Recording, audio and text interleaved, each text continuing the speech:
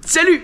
Hey! Aujourd'hui, on répond à la question de Danny qui me demande « J'ai une petite question pour toi. » Salut Danny! Lorsque je filme avec le drone, je démarre avec le bouton enregistrement avant le décollage, comme tu me l'as fortement suggéré. Je lui suggérais, dans le fond, pour pas oublier d'enregistrer au bon moment, de juste filmer tout le temps et ensuite d'aller couper ce que tu veux garder. Et je laisse enclencher jusqu'à l'atterrissage, donc souvent environ 30 minutes de vol d'enregistrement. Cependant, dans mes fichiers sur la carte SD, je constate que les fichiers sauvegardés ont une durée moyenne de 5 minutes par fichier. Donc là, tu as 3 questions. Est-ce normal? Oui. 2. Qu'est-ce qui indique au drone de faire une coupure à environ 5 minutes? On va y venir. Et 3. Est-ce qu'il faut que je tienne compte dans ma prise d'image, exemple pour ne pas arriver à 5 minutes dans une séquence parfaite? Est-ce qu'une séquence peut ainsi être coupée parce que je suis rendu à 5 minutes? Non, tu n'as pas à t'en faire avec ça. Donc, pourquoi ça arrive? Si tu regardes la taille de ton fichier, ça fait probablement 4 gigs, ou presque. Ce qui se passe, c'est que un des plus vieux formats d'enregistrement, c'est le FAT32.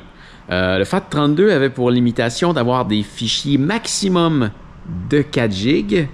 Et là, c'est probablement pas ton cas parce qu'il y avait aussi une limitation à avoir une carte mémoire d'un maximum de 32 gigs. Ce qui arrive avec le FAT32, c'est tellement vieux. Dans le temps, c'était inimaginable d'avoir un fichier plus gros que 4 gigs. C'était juste trop énorme. Aujourd'hui, c'est un petit fichier 4 gigs. Mais quand on implémente quelque chose dans le domaine de l'informatique, ça reste très, très, très longtemps. Le gros avantage, en fait, le seul avantage qui reste avec le FAT32 aujourd'hui, c'est que c'est compatible avec tout. Je ne pense pas qu'il y ait d'appareil qui ne soit pas compatible à lire le FAT32. FAT32, c'est un format d'encryption, c'est un format que les appareils électroniques peuvent utiliser pour enregistrer les appareils sur une carte mémoire. Il y a plusieurs types de formats. On parle par exemple de macOS qui a son propre format. C'est du macOS journalisé ou non. Puis il y a quelques autres variations. Il y a Microsoft qui utilise le NTFS. Donc le NTFS, c'est quand même très répandu chez Microsoft. Si tu prends une carte mémoire, par exemple, chez Microsoft, formatée en NTFS, hein? En passant, une mémoire, là, tu formates ça dans le format que tu veux. Hein? Donc, un bâton de mémoire, souvent, c'est livré en FAT32 pour que ça soit compatible quand tu le mets dans ton Mac ou dans ton Windows ou dans ton Linux ou dans ta caméra ou peu importe. C'est souvent, par défaut, formaté en FAT32. Mais disons que c'est ça. Si tu prends ce fameux bâton-là, tu formates ça en NTFS chez Microsoft, tu mets ça dans un ordinateur Mac, tu vas être capable de lire ce qui est dessus, tu ne seras pas capable d'écrire dessus. Mac n'a pas cette capacité-là. Si tu prends le même bâton de mémoire et que là, dans ton ordinateur, tu le reformates en macOS, tu l'amènes dans ton Windows, pas capable de rien faire avec ça. Donc, quand une compagnie de caméra doit choisir le format dans lequel elle va enregistrer ses informations, le FAT32 reste quand même très populaire juste parce qu'il est compatible avec tout.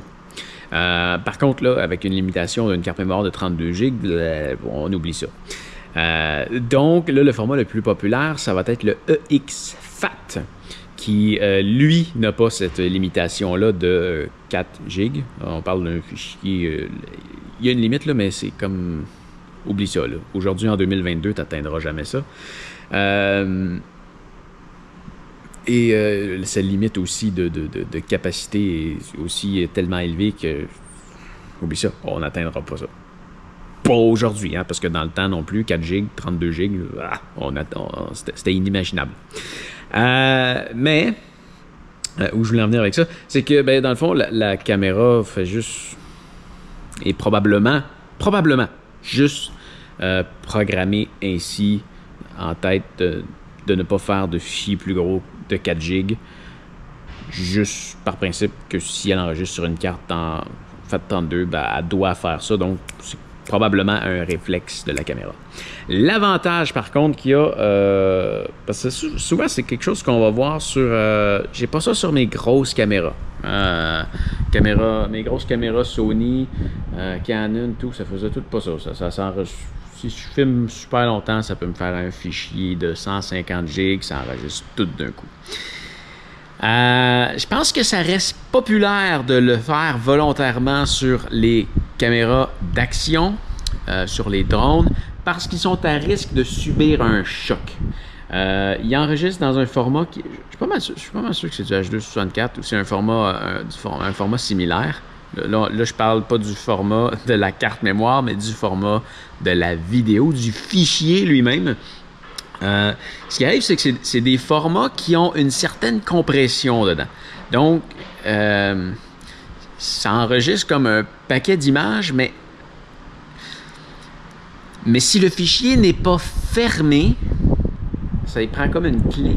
Quand la vidéo a terminé de faire sa séquence et que tu dis j'arrête de filmer ou la batterie est rendue presque à plat et là la caméra prend elle-même la décision d'arrêter la séquence, et bien là il y a comme une clé de décryption qui est enregistrée quelque part dans le fichier et si tu fermes pas le fichier, bien, tout ce que tu as enregistré c'est complètement illisible.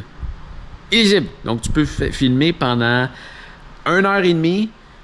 Si ta caméra elle tombe à terre puis qu'elle subit un choc puis qu'elle n'est pas capable de fermer le fichier, ton heure et demie que tu viens de filmer, c'est fini. Donc là, l'avantage que toi, tu me disais, ça te fait à peu près 5 minutes. Mais c'est probablement plus lié à la taille du fichier. Donc tu dois arriver à 4 gigs ou des fois, ils vont le fermer un petit peu avant 4 gigs pour se donner un petit délai. Je sais pas. Mais oui, donc qu'est-ce que je disais? Donc, sur une caméra d'action, ça peut quand même être pratique de fermer son fichier à toutes les 4 gigs ou à peu près à toutes les 5 minutes pour ce faire. Essaye-le pour le fun. Si tu filmes en 1080 ou en 4K, voir si ça coupe toujours aux 5 minutes ou ça filme toujours au même poids de fichier. Curieux de faire le test. Mais oui, ça peut quand même être pratique. L'autre chose... tu me demandais si est-ce que tu dois en tenir compte. Non, si tu les mets bout à bout, là, ça se suit frame à frame. Fait que dans ta plateforme de montage, tu fais juste prendre peut-être tes 4 fichiers, tes 5 fichiers, t'es colles tout ensemble, puis ça se suit. Il n'y a aucun problème.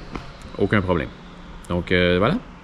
C'est donc le fameux 4 GB, c'est par rapport au format de la carte, mais tu peux voir ça comme un avantage. C'est comme ça si jamais il arrive de quoi. Ça m'est déjà arrivé d'échapper ma caméra.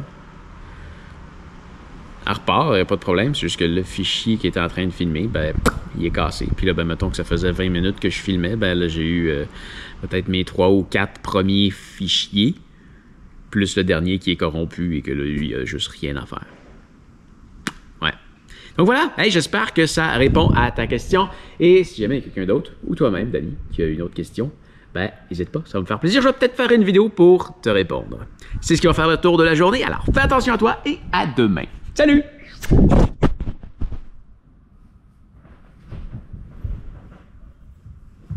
Ah! Tu vois, là, j'ai lancé ma caméra. Si elle était tombée à terre, j'aurais peut-être perdu les dernières minutes de ce que j'ai enregistré. OK, on ferme ça.